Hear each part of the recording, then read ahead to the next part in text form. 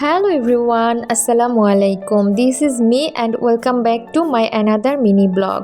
কালকে যেহেতু শুক্রবার ছিল আর শুক্রবার মানেই ছুটির দিন আর ছুটির দিনে দাওয়াত না থাকলে কি চলে। কালকেও আমাদের যথারীতি একটা বিয়ের দাওয়াত ছিল, তো দাওয়াতে যাওয়ার জন্য আমি আমাদের আউটফিটগুলো বের করে নিয়েছি। ফার্স্টে আমার ছেলের আউটফিট দেখিয়ে দিলাম, আর এটা হচ্ছে আমার আউটফিট। আমি বাইরে গেলে নর্মালি বোরখাই পরি, আর বোরখার সাথে শুধুমাত্র একটা ব্যাগ নিয়ে নিয়েছি, আর বোরখার সাথে জুয়েলারি পরলে তো দেখা যাবে না, এজন্য শুধুমাত্র এক জোড়া চুড়ি বের করে নিয়েছি। তো এই তো রেডি হয়ে আমরা বের হয়ে গিয়েছি। আমার ছেলেকে কিন্তু মাশাআল্লাহ অনেক বেশি সুন্দর লাগছে। ওকে ভিডিও করতে চাইলে ভিডিও করতে দেয় না, ছবিও তুলতে দেয় না, তারপর জোর করে একটুখানি ভিডিও করে রাখলাম। আর এই যে আমরা বাসা থেকে বের হয়ে রিক্সা নিয়ে নিয়েছি। আমরা যেহেতু সবাই যাচ্ছি না, এজন্য দুইটা রিক্সাতেই আমাদের হয়ে গেছে। তো ভালোই লাগছিল অনেক দিন পরে বাসা থেকে বের হতে পেরে। আসলে আমার ছেলে অসুস্থ হওয়ার পর থেকে তেমন একটা বের হওয়া হয় না, ওর যেহেতু কিছুদিন আগে অপারেশন হয়েছে। তো আজকে অপারেশনের প্রায় 25 দিনের মতো হয়ে গেছে। তো ভাবলাম যে দাওয়াতে নিয়ে যাই ওকে, ওরও ভালো লাগবে। ওরও বাসায় থাকতে থাকতে একদম বোর ফিল করছিল। আর এই যে আপনাদের সাথে কথা বলতে বলতে আমরা কিন্তু চলে এসেছি প্রোগ্রামের এখানে।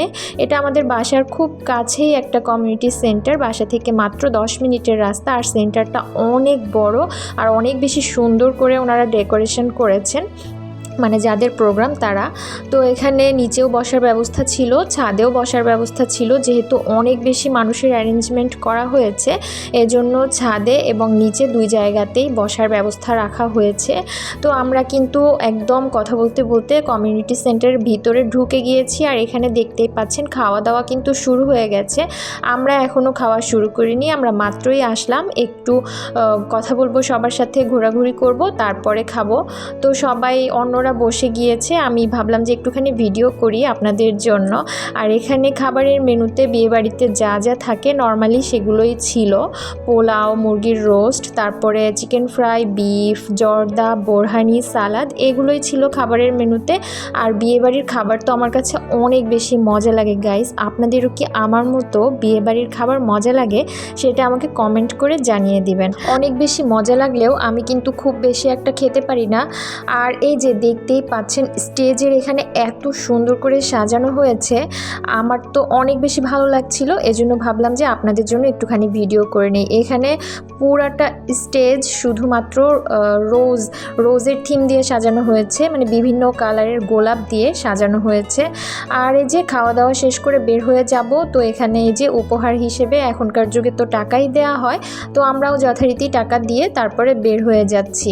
আর সেন্টারটা যেহেতু অনেক বেশি বড়, তো একদম খাওয়ার পরেই বের হয়ে যাব না, নিচে গিয়ে কিছুক্ষণ সময় সবার সাথে কথা টথা বলে তারপরে হচ্ছে বের হব।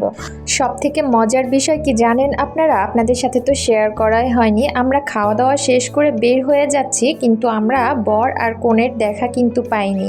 তো বর কনে কোথায় যেন ফটোশ্যুট করতে গেছে, এজন্য আমরা বর আর বউকে কিন্তু দেখতেই পারিনি। এটাই ছিল আজকের সব থেকে বেশি আফসোস কিনা জানি না, মানে কি একটা ঘটনা ঘটে গেল। আমরা বিয়ে বাড়িতে এসেছি, কিন্তু যাদের বিয়ে তাদেরকেই দেখতে পেলাম না।